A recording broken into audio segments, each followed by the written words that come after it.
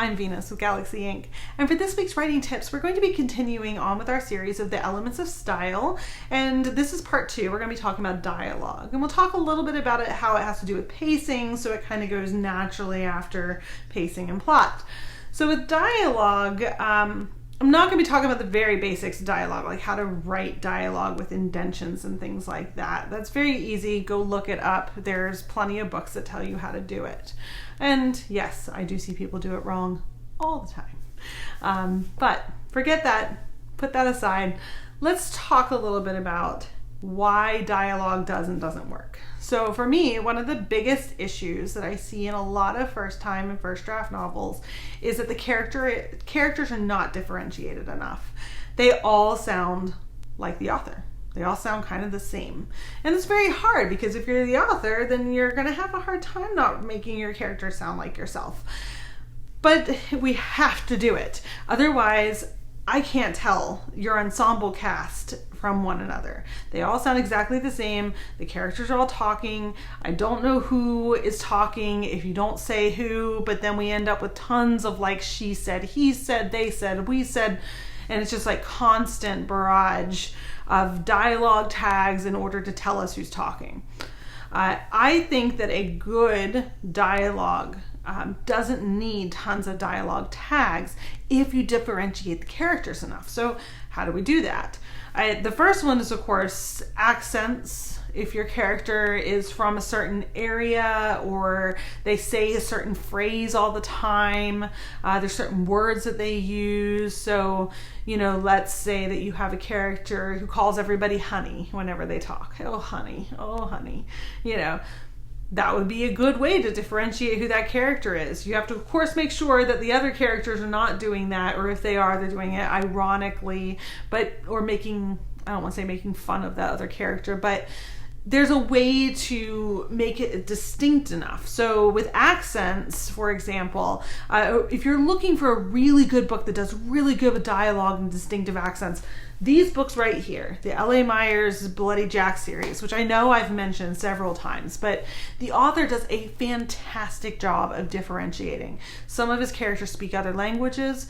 His main character has a Cockney English accent, so he writes it kind of in dialects. You always know when she's talking because she talks a certain way. You have all these different characters who, one of them calls her Princess something Bottoms, Princess Honey Bottom something, so when he's talking. You don't even need and he said or and Lafayette said, because that's him, because only he says that, and she has certain things that she says specifically too. And so that's kind of nice. Like one of the things, one of my favorites that I actually use now because I like it in the book is she says, I'm a little unsteady on me pins, which means her legs, right? And I love it. I love it. You can also insert words, like little words that were used in a time period or to differentiate, right? So Jackie in the books calls the rats millas. And millas were rats that you ate that were on the ship. And so they would go chasing the rats and then capture them and then eat them for dinner. A good source of protein.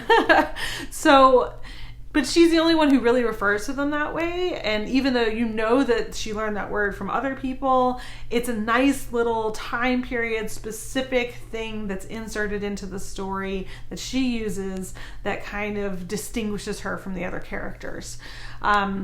There are lots of ways to do this. The one that I caution people to be careful of is adding slang. Specifically because people have gotten in trouble for creating slang for characters of color, and then people see that as being, prejudicial or racist because they made up words. The problem, of course, is the made up words. I'm not entirely sure why people were upset about it, but there was a book that got canceled because the author made up their own slang words and then people were upset about it. So take that for what it's worth. be cautious when you're adding and creating your own slang for your characters. It is great for historical novels to kind of add in these little details and little words. Libba Bray does it in her Diviner series. Her main character is very 1920s, jazzy, cool, hip girl, and so of course she uses all of the 1920s slangs, words and jive talk, which is really fun. And the other characters don't talk like that. They weren't raised in the same kind of way that she was, and they don't want to be as cool as she is, right? She wants to be cool. She wants to be on the radio, so she uses jive talk. So that's a way of kind of differentiating your characters and making sure that they sound different. It doesn't have to be that extreme, obviously, but you have to make sure that your characters sound different from one another, especially when they're all the same age. It's really difficult when you're writing like 4 teenagers or 5 young women who are nurses or something, and they all kind of sound the same. You have to start distinguishing between them. You also need to add dialogue tags and cues. He said, she said, they said, we said, things like that. Those are dialogue tags. I try to get authors to think beyond dialogue tags.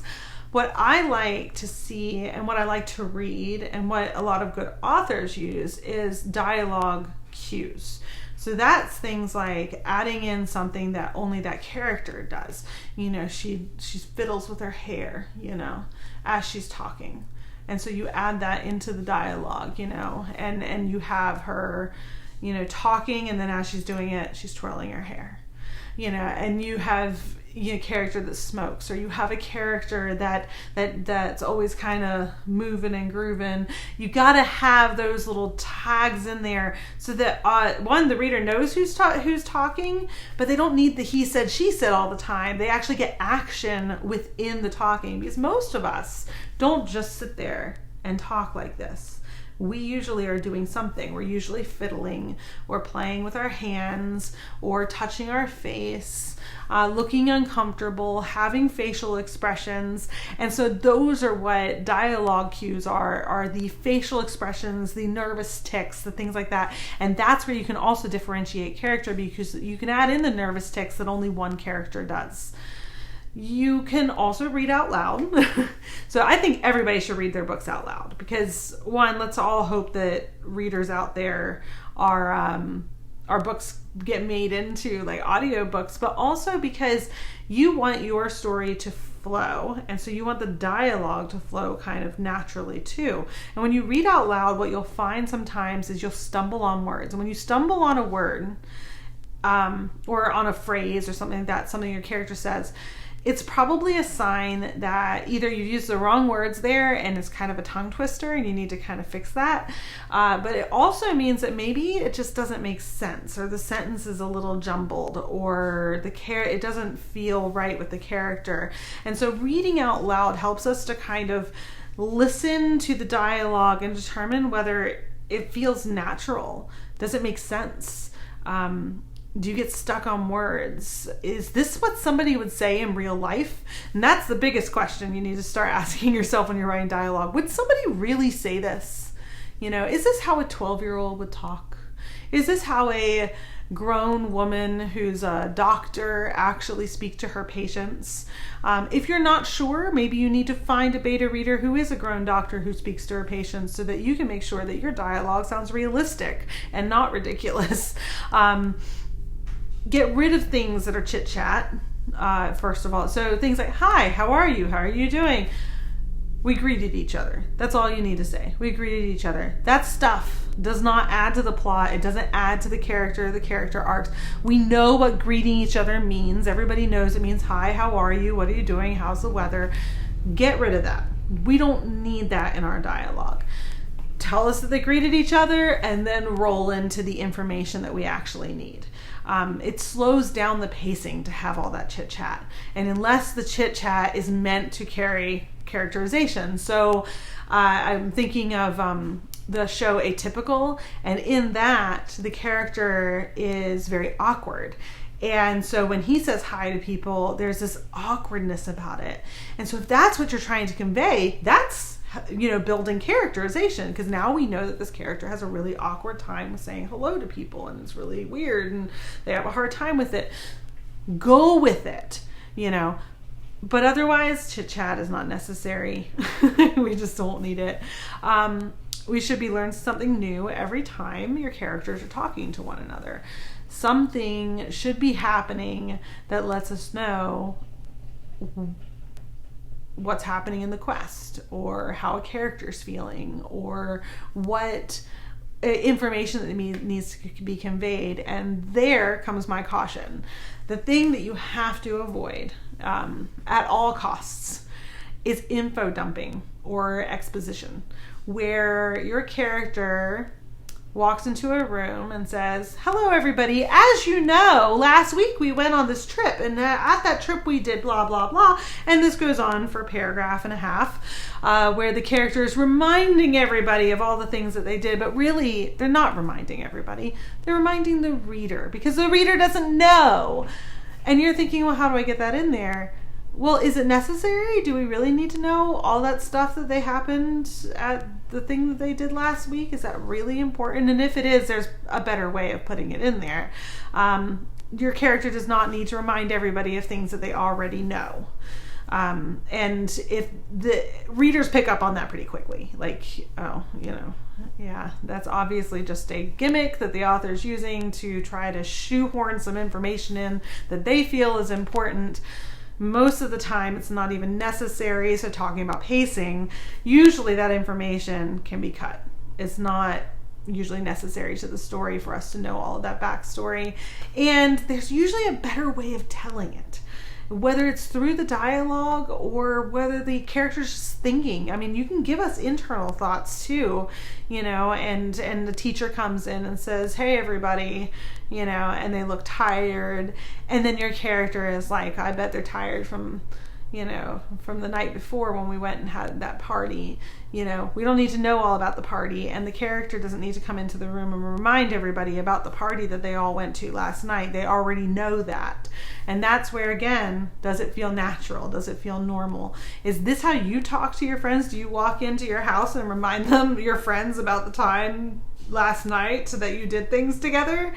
Probably not. But you might remind them of the funny thing that happened last night, and you would say, oh my gosh, I am still laughing about last night when you did blank. There's a way of getting in some of that information without it feeling like exposition and info dump. The biggest thing, of course, is with anything in I think writing, is showing and not telling. And so when your character is standing there telling the other character stuff, it's almost breaking the fourth wall, because really what they're doing is telling the reader, and you're not showing anything. And sometimes especially when I'm editing, I'll be like, I want to see that scene. Where's that scene? You're telling me about it, but I don't want you to tell me about it. I want you to actually show me that scene. How come you didn't start the book with that? Because that sounds really interesting. How come we're starting here where you're telling me about that party from last night? I actually want to see the party, even if it's like a little vignette.